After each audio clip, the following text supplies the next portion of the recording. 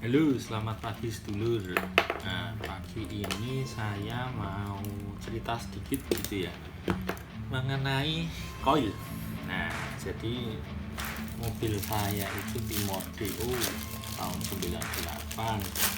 Beberapa waktu yang lalu itu ada gejala tenaganya drop, berbet kalau udah panas gitu ya. Jadi sempat saya pakai jalan dan ternyata full pumpnya lemah. Setelah full pump lemah saya ganti gitu ya, tenaga sudah oke, tapi saya rasa belum 100% gitu ya. Terus kemarin sempat ngobrol sama temen, dicek ternyata arus dari koil ini sudah nggak fit gitu ya. Ini ada bekasnya, sudah pernah ditambal. Jadi koil ini ceritanya dulu mungkin pernah bocor gitu ya. Nah, ini sudah ada bekas lem lem plastik steel gitu ya. Ini yang ngasih lakban ini saya kemarin tak kira bocor lagi gitu ya, tapi setelah saya tutup ini juga kondisinya juga nggak prima ya, tenaganya, dari suara mesin juga nggak bisa gurih gitu ya. Akhirnya saya putuskan beli koil merek Trivindo. Saya dapat dari toko online gitu ya, harganya kisar antara 150.000 sampai 180.000 atau 200.000-an belum ongkir gitu ya. Nah, mereknya Trivindo, modelnya, nah serinya ini hampir sama yang ada di koil original. Kalau setahu saya ini masih original ya, mereknya Pongsung gitu ya, dengan kodenya ini sama OK201-18-10X gitu ya. Kalau yang orinya di sini sama ya, OK201-18-10X, tapi ada kode C-nya. Mungkin bedanya di kode belakangnya gitu ya. Nah, koil ini tadi saya cek gitu ya. Coba kita cek ulang menggunakan multitester gitu ya.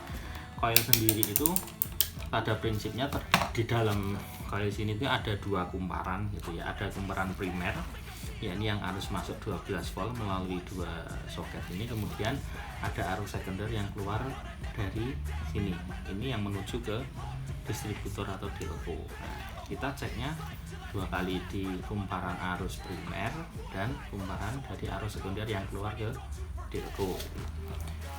Pertama kita cek dulu menggunakan avometer untuk mengecek kumparan dari arus primer. Kita arahkan ke 200 ohm gitu ya, karena nanti satuannya menggunakan ohm. Berbeda kalau yang kumparan sekunder itu menggunakan satuan kilo ohm. Silahkan dikoreksi teman-teman kalau penjelasan saya salah. Coba kita lihat gitu ya, ini arusnya ada berapa gitu ya. Nah, saya berdirikan saja supaya kelihatan di video gitu ya. Nah, coba kita cek pertama kumparan arus primer ini berapa tegangannya. Oh, sudah cukup rendah, 2,0 ohm ya. Kalau standarnya setahu saya itu untuk mobil turun lagi 1,9. Standarnya untuk mobil injeksi itu kalau tidak salah antara 2,5 sampai dengan 3,2 atau 4,5, saya lupa, silahkan dikoreksi kalau saya salah gitu ya. Kita cek lagi tadi kumparannya, nah tinggal tuh turun terus, bahkan tadi 1,9 sekarang 2,0. Kita cek sekarang yang kumparan sekundernya. Ini salah satu kita masukkan ke kutub yang di sini gitu ya. Nah, kita lihat, tempelkan ke salah satunya.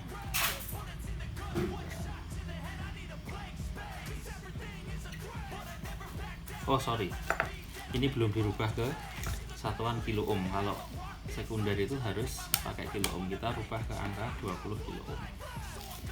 Coba kita lihat berapa tegangan hambatannya gitu ya. Tuh 12,61 cukup tinggi, 12,60 cukup tinggi ya hambatannya ya. Kalau nggak salah itu standarnya untuk mobil injeksi yang koil normal itu antara 8,5 sampai 12,5. Ini sampai tadi ukurannya berapa kawan-kawan? Bentar, 12,6. Kalau secara kelayakan atau penggunaan coil ini masih bisa digunakan gitu ya.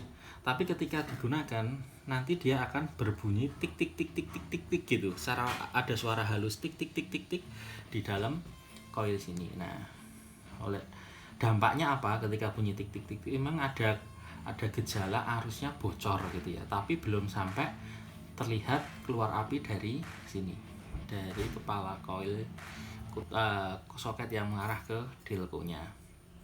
Nah, teman-teman kalau sudah memiliki coil gejala seperti itu, saran saya sebaiknya diganti. Karena apa? Pengaruhnya nanti terhadap besarnya api yang ditimbulkan atau diciptakan dari coil ini. Katakanlah dari soket ini masuk dari aki tegangan 12 volt, kemudian diproduksi oleh coil ini di up sampai dengan katakanlah 12.000 sampai dengan 15.000 volt atau bahkan lebih ya.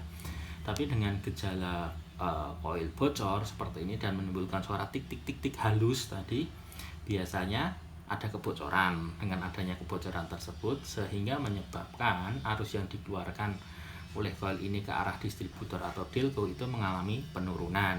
Nah, bagaimana setelah saya ganti dari coil yang lama? Ini sebenarnya masih merek bawaan ya, Pongsung ya, dari Korea, dari Timor generasi pertama itu. Berarti mobil saya tahun 98, katakanlah kalau belum pernah diganti berarti coil ini usianya katakanlah 24 tahun ya. Tadi setelah saya ganti dengan merek Trivindo, efek yang ditimbul adalah mesin lebih responsif, suara knalpot lebih garing gitu ya. Nah, kemudian